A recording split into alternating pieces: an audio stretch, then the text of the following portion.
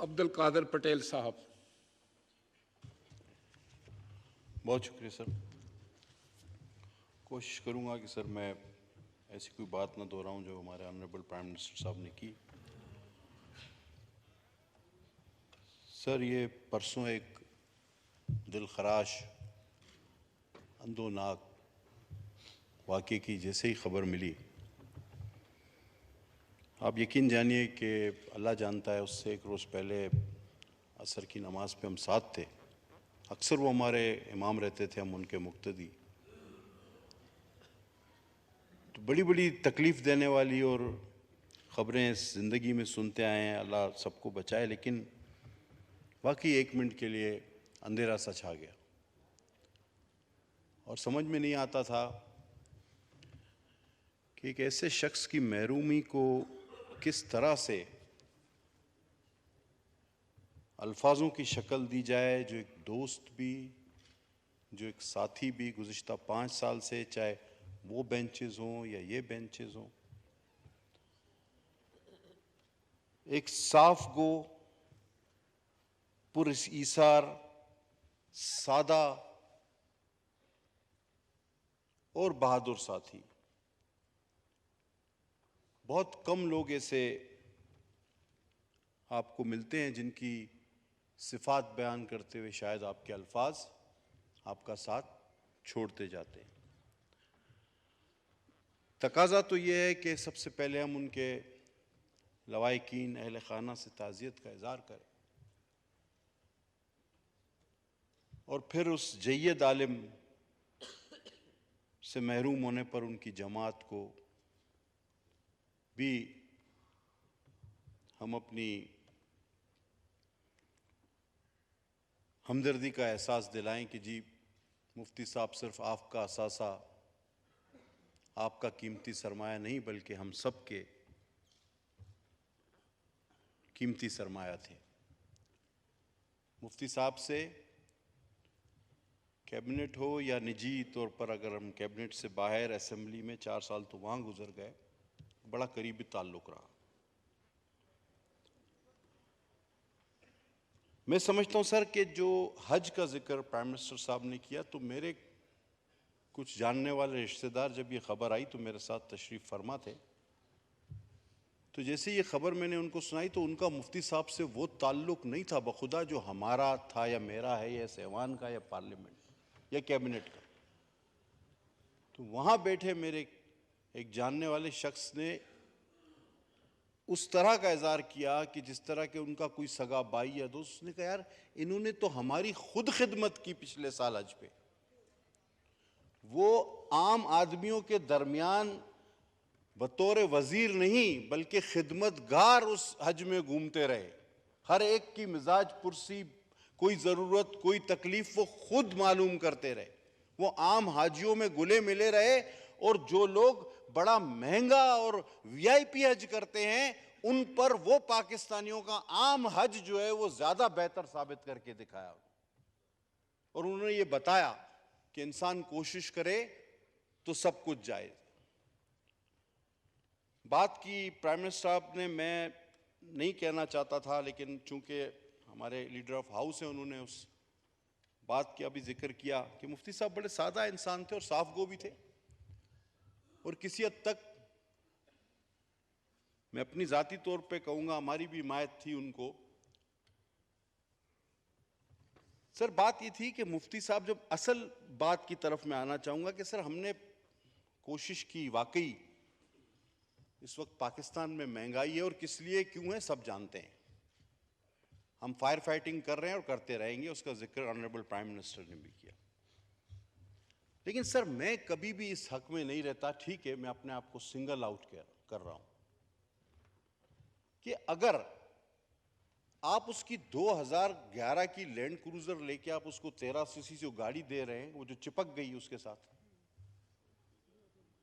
वो गाड़ी तो, ये जो पाकिस्तान मेड गाड़ियां हैं इनका तो बलून भी नहीं खुलता और इसको तो साइकिल टक्कर मारे तो ये उलट जाती है।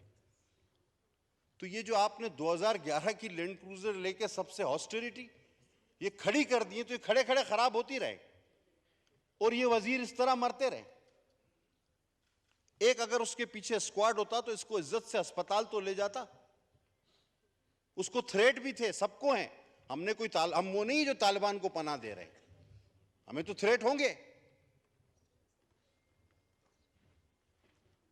हम हॉस्टिलिटी करना चाहते हैं, हम इस कौम के गम में बराबर के शरीक हैं, लेकिन जब आप हम सब किसी को कहते हैं कि हमारी तनख्वाह 1,68,000 रुपए, तो वो आपके मुस्कुरा के मानी खैज मुस्कुराहट से नहीं देखता कि यार इसको देखो, इनको देखो, ये कह रहे हैं हमारी तनख्वाह 1,68,000 है। इस हाउस में मौजूद मेंबरान और वजीरों के अलावा बहुत सारे ऐसे लोग हैं स्पीकर साहब जिनकी तनख्वाह हमसे ज्यादा है। तो मुफ्ती क्यों ना कहता कि जी गुजारा नहीं होता, और आप 1,68,000, क्लर्क का गुजारा नहीं होता, ग्रेड 2 ऑफिसर का गुजारा नहीं होता, आप कहते हैं मिनिस्टर को 1,68,000 में गुजारा करो, गाड़ी भी दे दो, स्क्वाड भी दे दो, जी हॉस्टिलिटी। अब मुफ्ती साहब की तरह के पास मेरी तरह कोई लैंड क्रूजर 2020 की या मर्सिडीज तो नहीं खड़ी थी कि आपकी 2011 की वो लैंड क्रूजर वापस करके दूसरे दिन 2022 की लैंड क्रूजर में या 500 ACL मर्सिडीज में आ जाते कि जनाब आपने गाड़ी ले ली, मैं ये ऑस्टेरिटी कर रहा हूं ना, 2011 की लैंड क्रूजर वापस, मैं मर्सिडीज या लैंड क्रूजर में या रेंज रोवर में आ गया। तो उन्होंने ठीक कहा, और ये सोचने का मकाम है हमारे लिए कि हम जिस चीज को ऑस्टेरिटी कह रहे हैं वो कहीं हॉस्टेरी से हटकर कुछ और तो नहीं बन रही।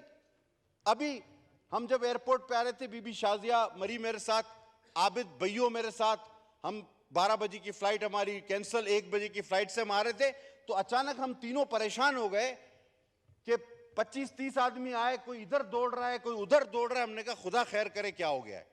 फिर पता चला जी हटो हटो कोई आ रहा है।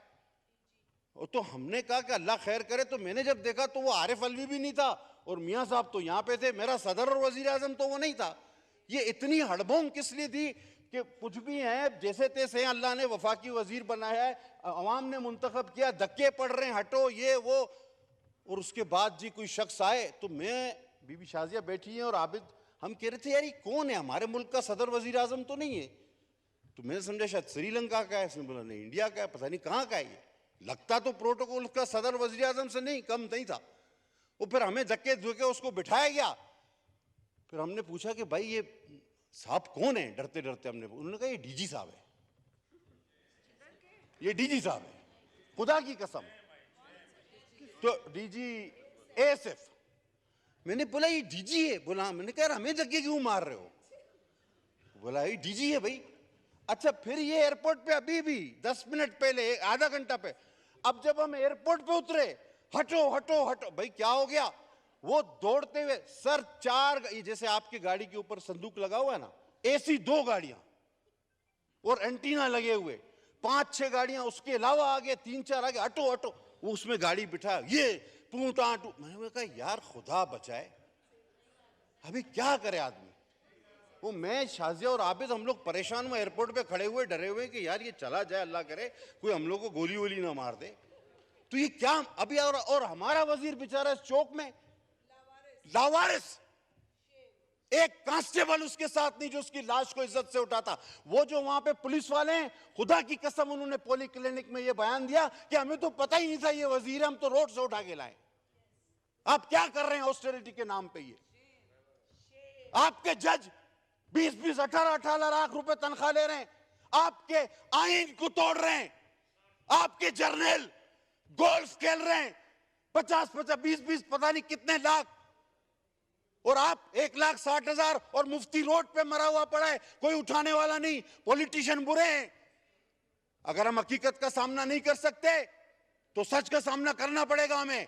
अगर हम अपने लिए सच नहीं बोलेंगे तो हम आवाम के लिए सच नहीं बोल सकते। ये झूठ है, ये दिखावा है। मैं नहीं मानता इस बात को, ये झूठ और दिखावा बंद किया जाए।